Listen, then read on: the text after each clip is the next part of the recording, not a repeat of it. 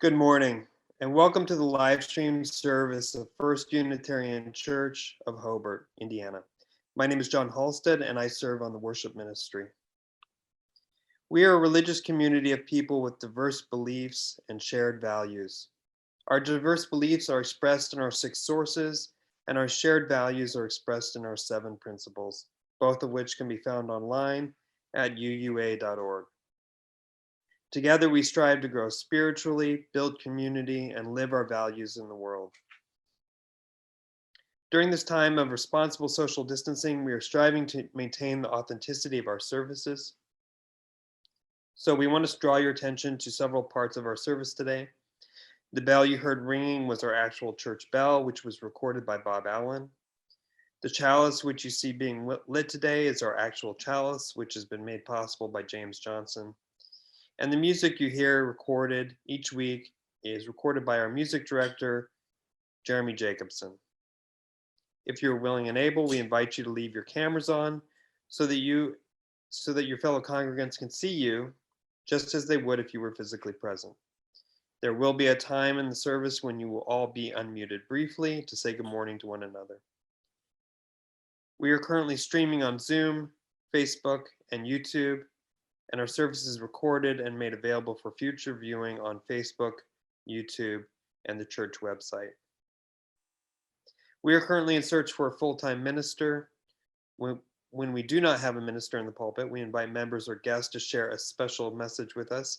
Today is one such Sunday, and we're fortunate to hear from Reverend Joel Tishken. This will be our last Zoom-only service. Though we will be streaming the service in the future, we hope you will join us in person from now on if you are able.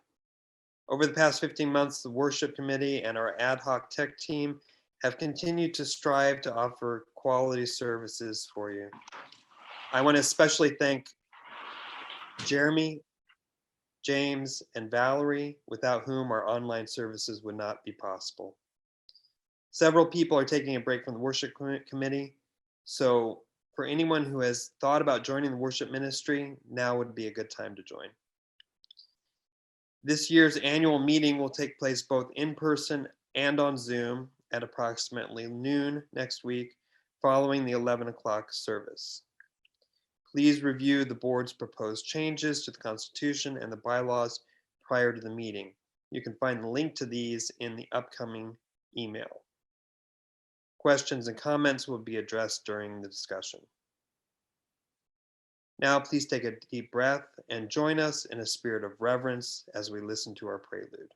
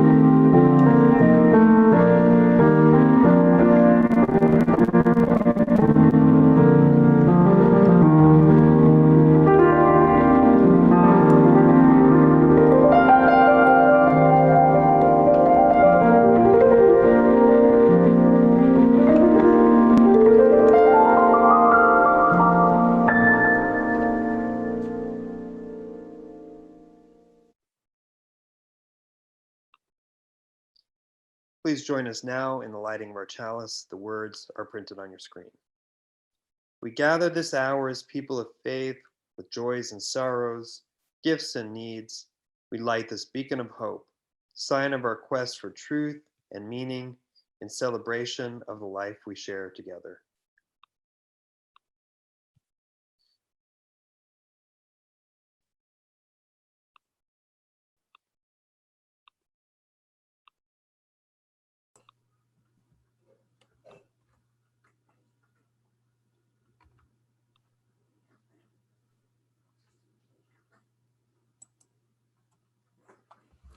Our opening words come from Reese Williams, titled Break Down Barriers. Spirit of life, come to us to break down barriers, to widen horizons, to make us less judgmental, Help us to see the larger picture, and the kinder conclusion, to love and let live, to embrace and forgive, to sustain and care. Help us to reach out to our better selves, we may love more and hate less, care more and reject less, that bound together by understanding, we may sustain each other through trial and tribulation, through joy and happiness, through sickness and health. Help us to be joined in a common purpose of hope and fulfillment. Renew and revive us. We seek a holy common ground for one and all. Thank you, Joel. Please join us now in singing our opening hymn, "'Tis a Gift to Be Simple," hymn number 16. The words are on your screen.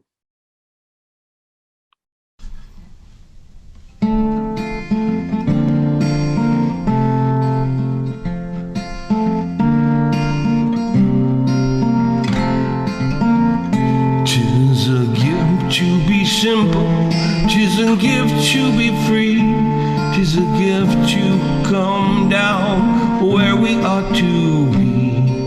And when we find ourselves in a place just right, it will be in the valley of love and delight. When true simplicity is gained, to bow and to bend, and we shan't be ashamed to turn, will be our delight, till by turning, we come round right.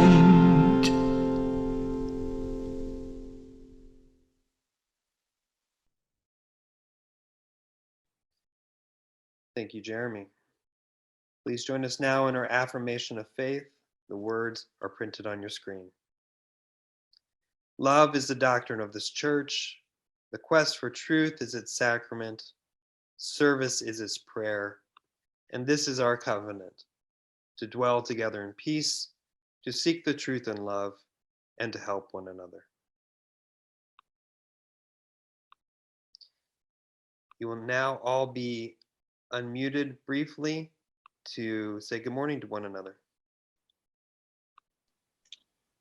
Hello, Morning. everybody. Morning, everyone. Hello. Morning, everyone. How's the I love weather? seeing all of you. Hello. Morning. Hola, Hola, everyone. We did our best. I know right now you're not getting what you're used to getting for Zooming, but it's being recorded. You can You're pick it up wonderful, later. Roz. Thank you. Fine. There, Roz. Morning. Thanks, Roz. You're Thank Happy you. birthday, Angel Karen. Belfry, Happy Roz. birthday. Oh, happy birthday to Karen. All Happy right. birthday, Karen. Welcome, Priscilla. Yes. Hi, And Priscilla. Angel. Welcome, Angel. Thank you.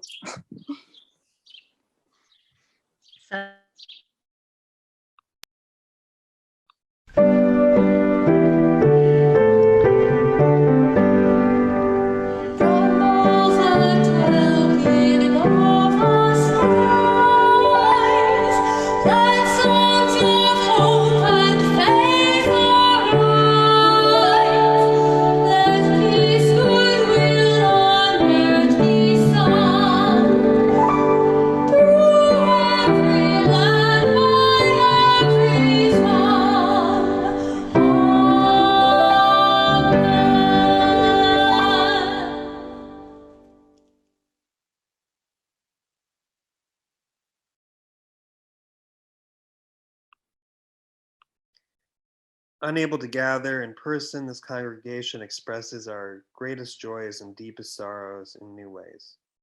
We believe that a joy shared is magnified and a sorrow shared is diminished. We pause listening to what arises from within our hearts. As the music plays, you can type your joys and concerns in the chat box. Your joys and concerns will not be made part of the recording, which will be shared publicly.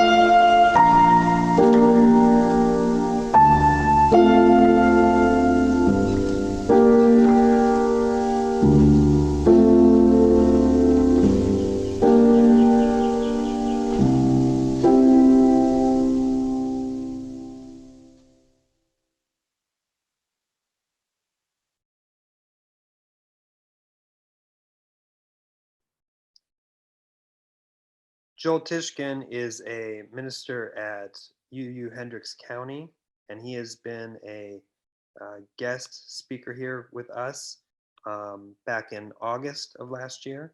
And he also made it possible for us to join with his congregation and a third congregation in hearing Laura Kim Joyner speak in January. So we're glad to have him back with us.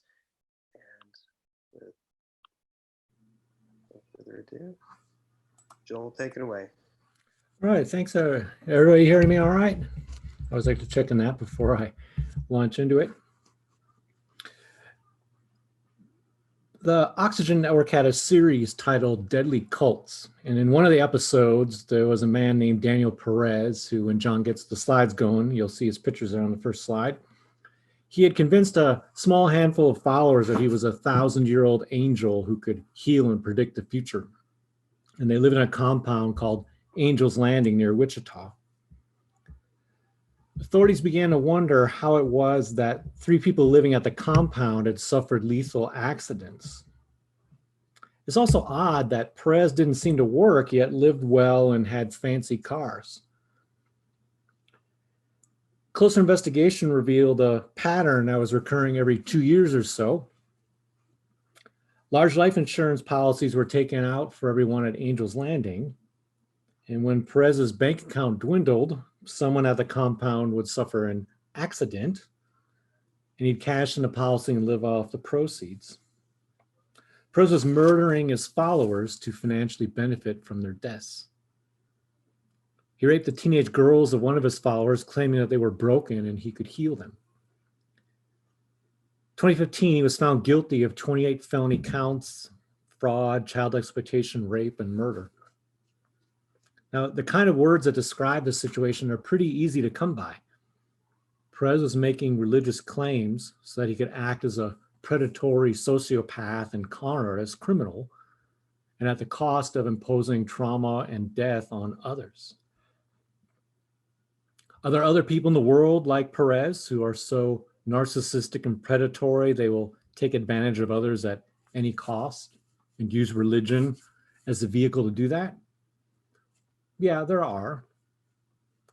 So please don't understand anything I'm going to say today as endorsing or excusing despicable people like the guy I just described. What I do want to get us thinking about today is how and why our culture uses the word cult. I'm going to preliminarily suggest that the word cult is not about dangerous people or religions. I feel the word cult is about power. And it's about those with the power generating fear to keep their power and normalize their religion while marginalizing, even demonizing others.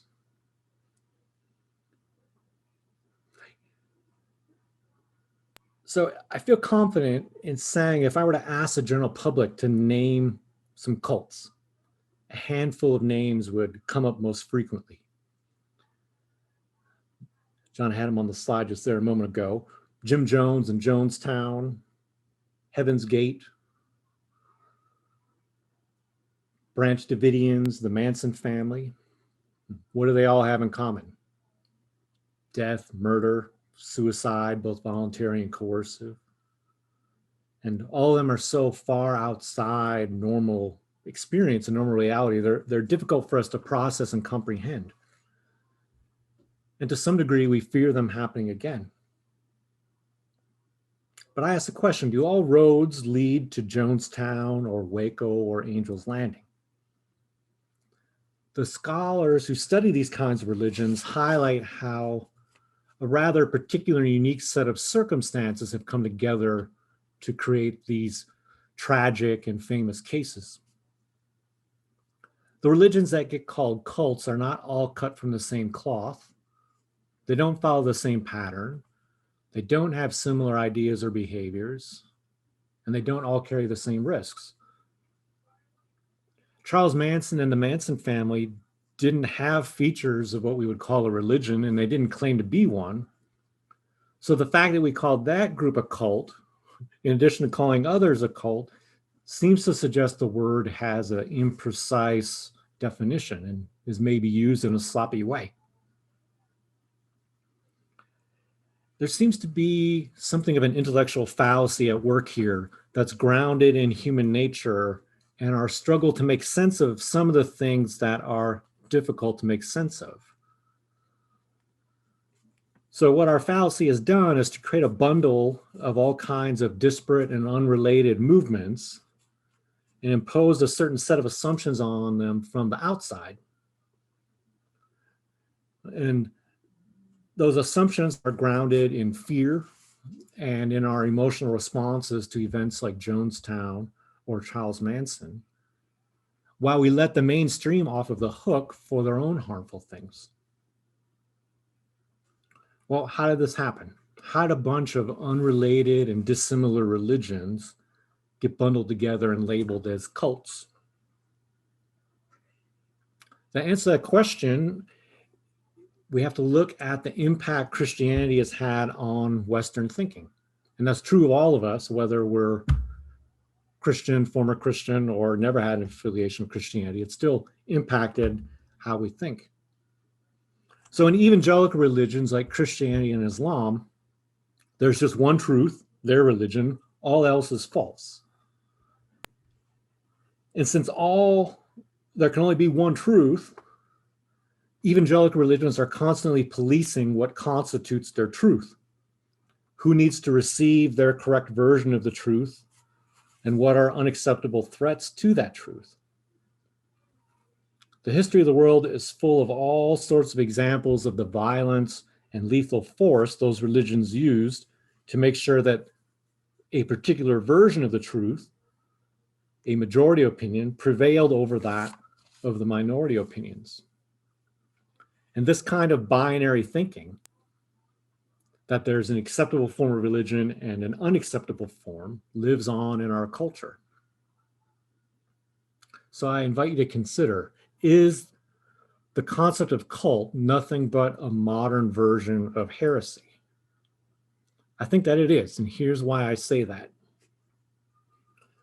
There's two things that prompt people to call a group a cult, or two parts of a definition. One is that cults are supposedly destructive and dangerous, either to their followers or society at large, or both. So that's one part of the definition. And two, the second part is that cults brainwash, making the exploitation of their members seem normal to them. And that given number one and number two, that they're dangerous and that they brainwash, intervention is necessary. Those of us on the outside have to help the people on the inside because they're being victimized, but they're unable to help themselves and they don't know it. So the rest of us need to intervene and rescue them.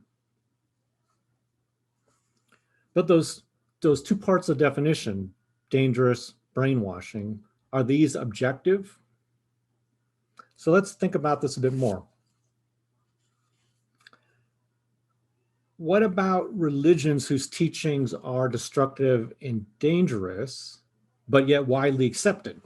So there are many Christian groups that advance beliefs that we as UUs would recognize as homophobic. How much harm has homophobic theology caused and is causing right now? I'm going to guess that there's probably stories right here in this congregation about what harm homophobia has caused. How many people have been subjected to so-called conversion therapy? How many people have been hate crimes due to homophobia? How many people have taken their own life because they were bombarded by messages that being queer made them less than others? I feel pretty confident in saying that that number is way, way greater than the number of people who died at Jonestown or at Waco. Now, to me, promoting homophobia among your followers sounds horribly destructive and a great social danger.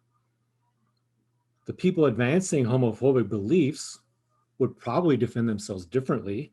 Maybe they'd cite biblical authority or their moral rightness, or maybe even point to freedom of religion to state their beliefs.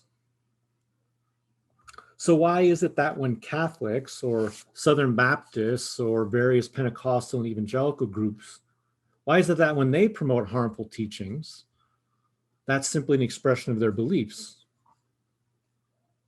Yet when the other people that I've named, the so-called cult leaders, when they do it, somehow that's a public danger. I believe that what's going on here is that our society's homophobia, transphobia, patriarchy, so on, is coming from a point of view with enough people in power to back it up as normal and acceptable, and the groups called cults do not. When you have history, power, and people on your side, it allows you to normalize and minimize your own harm and point fingers at the groups and the teachings you don't like. That's essentially what heresy is. It's an entirely subjective judgment about what is acceptable religion and what is not. And it's a subjective judgment from the judgment of the powerful, from the majority.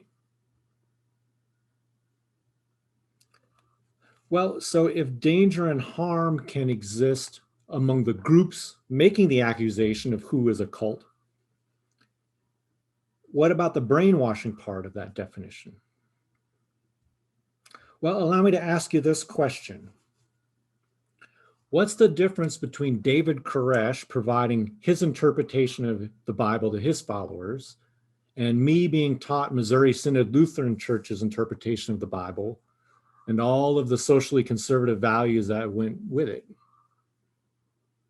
So why is the first one called brainwashing and the second one is called Sunday school and confirmation classes that my parents believed I needed?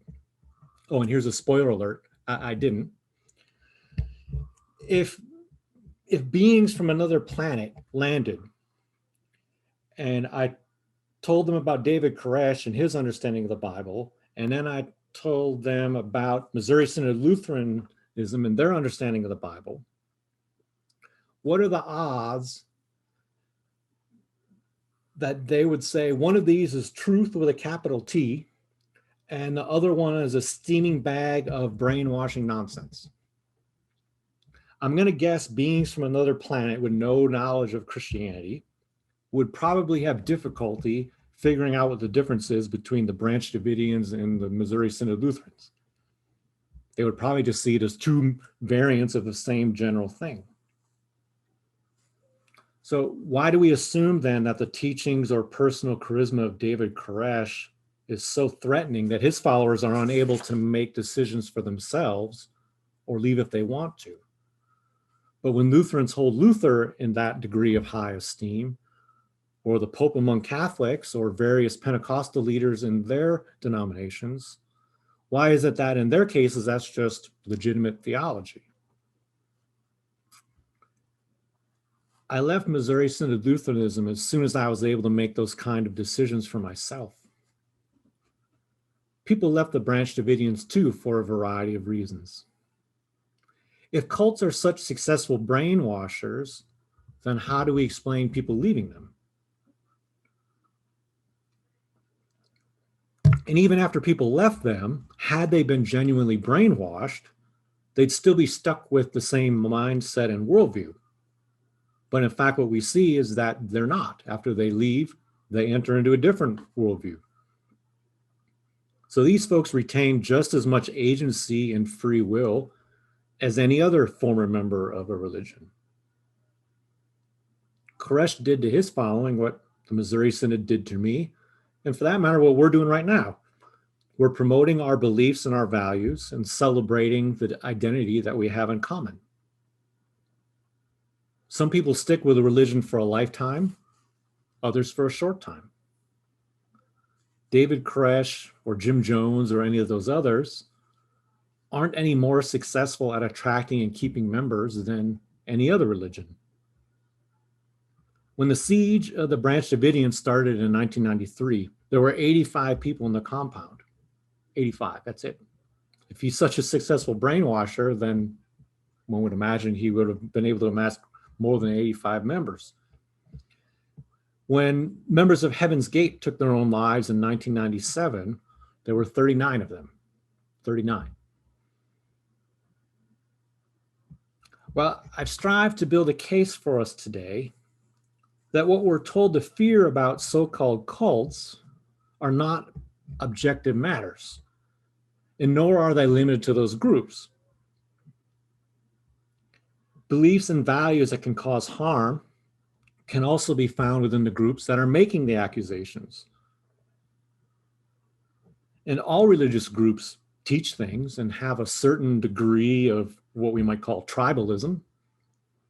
Where the line gets drawn between what is brainwashing and what is merely teaching your beliefs and celebrating your identity, well, that's a very subjective line. And that line gets drawn by the majority in order to center themselves and to marginalize those that they don't like. Well, so where does this leave us as UUs? Valuing tolerance as we do, that doesn't mean that anything goes when it comes to religion. I'm not suggesting that we just wash our hands and turn around and say, well, let anybody do anything they want when it comes to religion. Of course, we care about the safety of others. We care about the safety of people in our own congregations too. There are indeed some human beings who will make sociopathic or coercive or exploitative choices that present threats and cause harm to others. But we've seen this happen inside majority religions too, as we've seen with the sexual abuse crisis in the Catholic Church. And it can happen in those majority religions just as easily as it can happen inside a minority religion, as it did with Daniel Perez, who I talked about at the beginning, or Jim Jones. But that does not mean it can or will happen with every group that majority culture doesn't like just because it's different or an alternative or an emergent group. Not every Catholic priest is a pedophile. Not every leader of a minority religion is a Jim Jones in waiting.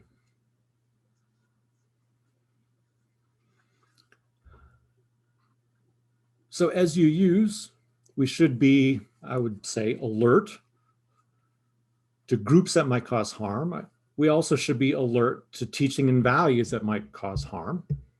Where we feel that a group, no matter what that group is advocating patriarchy, homophobia, transphobia, dominion theology, we can and should continue to push for broad cultural changes that are more inclusive. We need to marginalize and stigmatize religious beliefs that cause harm wherever they're coming from.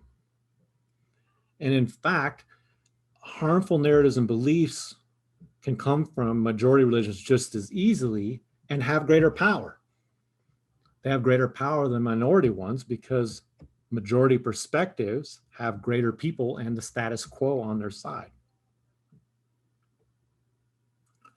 So all this is to say that when you hear the word cult being used, please approach it critically. Ask questions like, who is making that pejorative judgment? And why are they making it? Is there a genuine risk or harm present? Or is someone from a majority religion sounding an alarm in order to stigmatize things that they don't like or normalize their own theology? More often than not, I believe the word cult is used not to protect anyone, but to maintain power with the majority who want to reserve the right to say what's correct and true, which is of course themselves, from what is wrong and false, minority perspectives and smaller groups.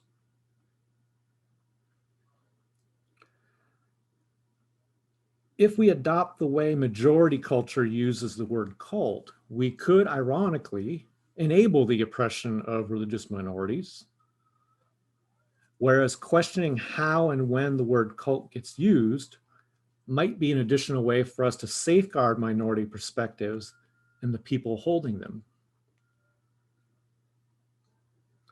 So when we're a careful and discerning user of the term cult, we in fact advance human rights. May it be so.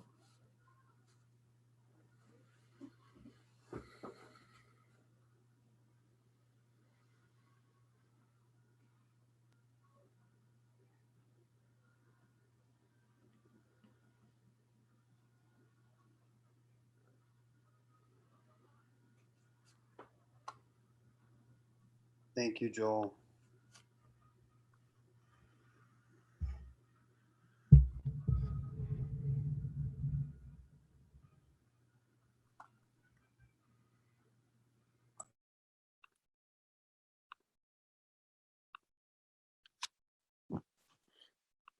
Now is the time in our service where we take our offering. We give to remind ourselves how many gifts we have to offer. We give to remember that we are part of something bigger than ourselves. We give because we believe in music and sacred space. We give with the faith that together we have enough.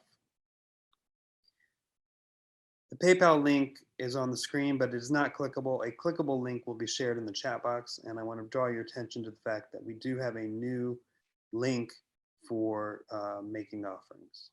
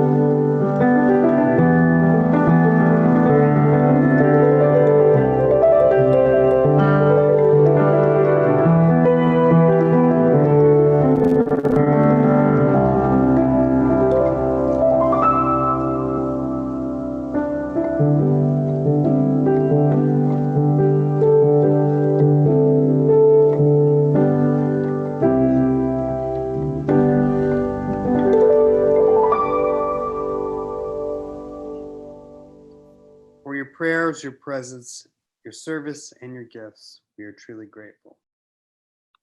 Please join us now in singing hymn number 118, This Little Light.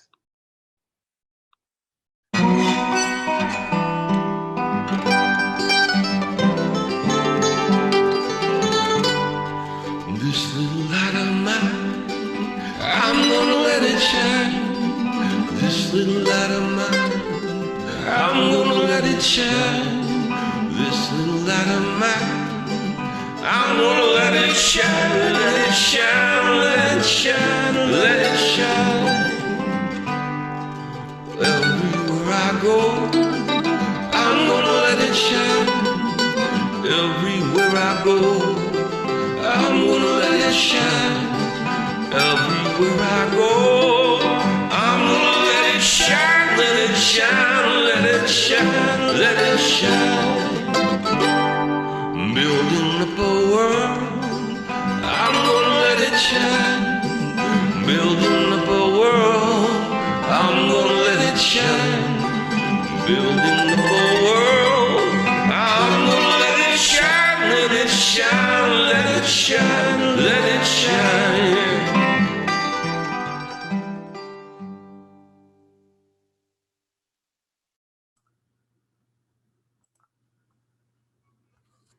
So friends, as we return to our normal lives this week, I invite us all to consider what kind of messages we receive culturally from majority perspectives, and when they may, in fact, harm minority perspectives and interfere with human rights. As you use, I think we owe it to our own values to safeguard those people and their perspectives.